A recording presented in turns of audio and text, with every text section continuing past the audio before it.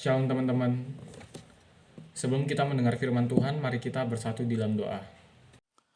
Allah Bapa yang bertata di dalam kerajaan surga, terima kasih Tuhan karena hanya atas berkat-Mu kami SKP-SKK dapat kembali lagi mendengar firman-Mu Tuhan. Kiranya apa yang Engkau firmankan dapat memberkati kami setiap orang yang percaya kepadamu Tuhan.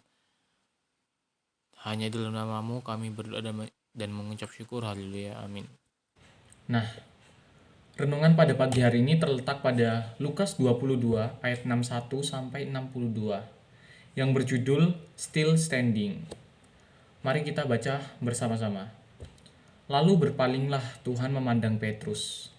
Maka teringatlah Petrus bahwa Tuhan telah berkata kepadanya, "Sebelum ayam berkokok pada hari ini, engkau telah 3 kali menyangkal aku." Lalu ia pergi keluar dan menangis dengan sedihnya. Nah, setiap kita pasti tidak asing dengan kegagalan atau situasi badai dalam kehidupan kita. Bahkan kita sepakat bahwa kita semua pernah mengalami kegagalan. Kegagalan dalam keluarga, hubungan, pendidikan, pekerjaan, dan lain-lain. Dan tidak sedikit kegagalan itu akan memberikan trauma dalam kehidupan kita sehingga kita merasa terpuruk dan tidak mungkin akan bangkit kembali. Nah, untuk bisa menjalani kehidupan yang lebih baik, maka kita harus dapat mengolah kegagalan itu, menerima dan bangkit kembali. Kegagalan harus dihadapi dengan bangkit lebih kuat. Kegagalan memberi banyak emosi beragam, marah, kecewa, sedih, merasa bersalah, rasa malu, putus asa, dan berbagai emosi negatif lainnya. Belajar dari pengalaman kegagalan Petrus. Pengalaman Petrus adalah sebuah pengalaman yang sangat mahal, sebuah pelajaran yang sangat berharga. Tidak perlu kita mengalaminya, tetapi penting bagi kita untuk belajar dari kisah Petrus. Keempat Injil menyampaikan dengan jujur mengenai pengalaman Petrus. Ketika Injil ditulis, siapakah Petrus? Dia adalah salah satu pemimpin dari rasul-rasul dan pemimpin gereja. Tetapi, kisah kegagalan ini masih tetap tercatat tentunya, menjadi sebuah pelajaran penting yang harus dipelajari dan mengingatkan orang percaya sepanjang zaman. Lukas 22 ayat 62. Petrus menyesali. Dia menangis terseduh-seduh. Sebuah keadaan yang bertolak belakang dengan gambaran Petrus sang pemberani. Dari sini kita dapat menerapkan ke dalam diri kita bahwa untuk saya percaya kepada Tuhan dan berubah, itu adalah anugerah Allah. Bukan hanya sebuah keputusan hati kita untuk percaya. Inti dari masalah hati Petrus bukanlah kepada ketakutannya, tetapi iman yang disandarkan kepada kekuatannya. Ketika kekuatannya hilang, pada saat yang sama lamanya kepada Allah akan hilang.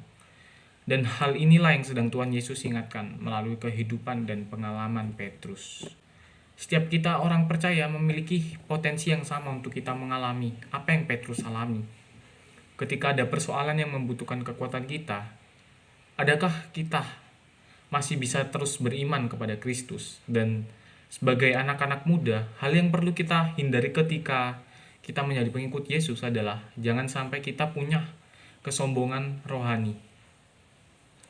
Kesombongan rohani adalah merasa bahwa kita mampu untuk setia kepada Tuhan saat ini. Karena itulah menjadi peringatan yang penting bagi setiap kita orang-orang yang percaya kepada Kristus membangun iman di atas kasih karunia Allah. Dengan kata lain, sebuah kesadaran bahwa kalau segenap kehidupan kita adalah hanya karena kasih karunia Allah. Amin.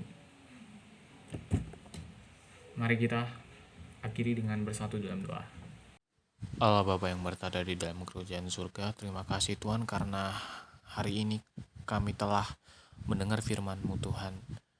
Tuhan, biarlah firman ini menjadi pegangan hidup kami Tuhan, dan biarlah dari firman ini kami dapat diberkati Tuhan. Tuhan, biarlah kisah-kisah kegagalan dari Petrus ini dapat menjadi pelajaran Tuhan bagi kami Tuhan. Dan sebentar kami akan melanjutkan aktivitas kami masing-masing Tuhan. Kiranya Engkau selalu menyertai dan memberkati setiap kegiatan kami Tuhan. Hanya di dalam namamu kami berdoa dan mengucap syukur. Haleluya. Amin.